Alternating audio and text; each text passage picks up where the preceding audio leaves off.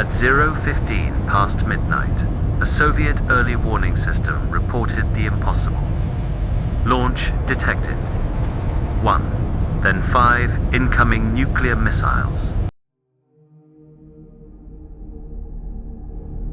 If that report was accepted as true, the next steps were already written. A phone call up the chain, a confirmation to leadership, and a decision measured in minutes. The kind that can end the world without a single shot being fired. The man on duty wasn't a politician. He wasn't a general. He was a mid-level officer staring at a screen, and he had to choose whether a computer was telling the truth.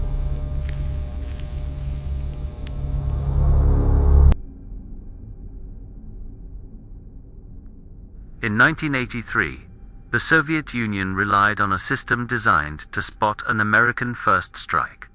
Not diplomacy, not debate. Detection, then response. Because if missiles were truly inbound, waiting too long meant losing the ability to respond at all. This logic, use it or lose it, turned early warning into the most dangerous job on Earth. The system was called Okawan Early Warning Network that used satellites to detect missile launches. It looked for the bright signature of rocket exhaust against the Earth's surface. In theory, it could buy the USSR precious minutes. In practice, it could also create the illusion of certainty. Shortly after midnight, OCO reported one launch from the United States, one missile.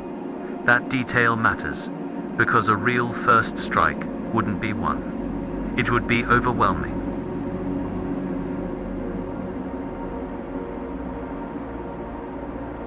The officer on duty was Stanislav Petrov, and in that moment, he did something the system did not expect. He hesitated. Then the system escalated. Not 1-5 launches enough to trigger panic. Not enough to make strategic sense. Protocol said, report it as a confirmed attack. But protocol assumes the machine is right. Petrov's job quietly, painfully was to decide whether to trust the machine.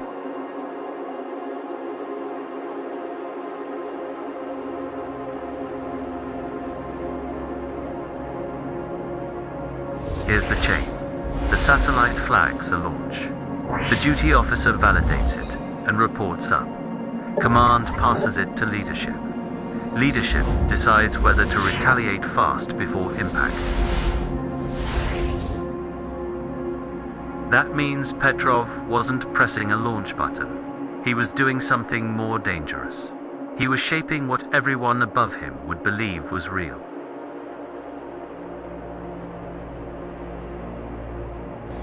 The system displayed confidence, but Petrov had reasons to doubt. First, the pattern. A real nuclear first strike would likely involve hundreds of missiles, not 5. Second, verification. Ground-based radar, a layer of confirmation, didn't show anything yet. Third, new technology. OCO was relatively early in its life. New systems fail in ways old systems don't. They can be wrong while looking perfectly certain.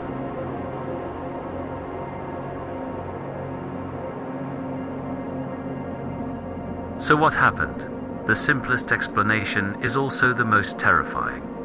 A rare alignment of sunlight and high clouds created a false signature, something the satellites could misread as missile exhaust. Not sabotage, not a plot.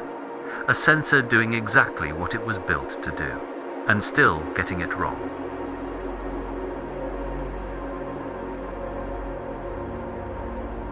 Petrov made a call that could have ended his career.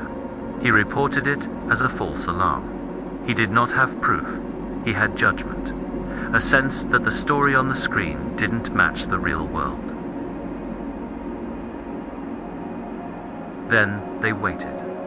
Because waiting is what you do when you choose restraint.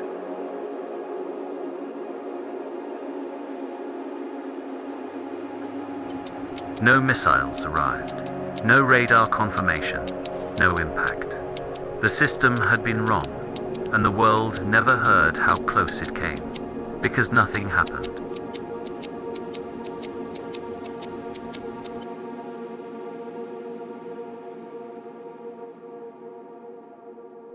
The lesson isn't that humans are perfect. It's that systems can produce certainty without truth. That night in 1983, the most important safeguard wasn't a machine or a doctrine. It was a person who understood a simple rule. When the cost of being wrong is the end of everything, you don't let a screen decide reality for you.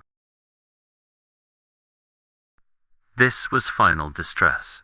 And this was the night a computer almost started World War III.